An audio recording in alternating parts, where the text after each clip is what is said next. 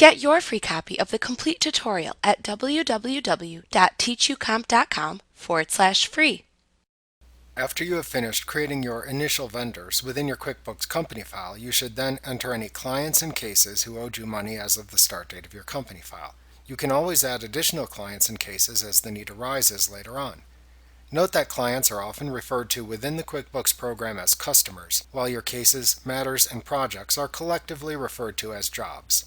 Therefore, you enter both your clients and cases as customers and jobs into the customer job list within QuickBooks. To enter your clients into QuickBooks, please review the lesson titled The Customers and Jobs List in Chapter 3.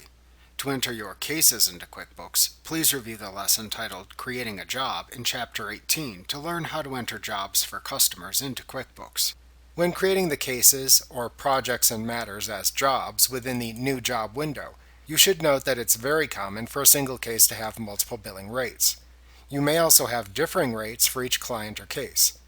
You should take advantage of the custom fields within the customers list to create multiple custom fields such as partner rate or paraprofessional rate, for example. You should review the lesson titled Using Custom Fields in Chapter 3 to review the process for creating custom customer fields if needed.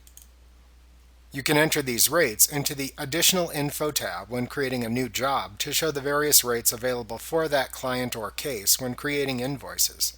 This allows you to easily override the default billing rate associated with the line items for a specific case when creating invoices for this matter in the future.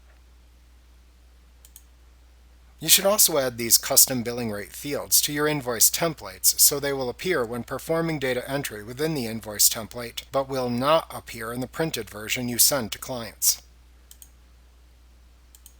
To learn how to add custom fields to invoices, you should review the lesson titled Performing Advanced Customization in Chapter 17. When customizing the invoice, click the Header tab to show any custom customer fields you have created. You can then check the screen checkbox next to those client billing rate fields so that they will be available on screen when creating the invoice. This will allow the user who creates the invoices to see the rates available for the case and override the line item rates if needed.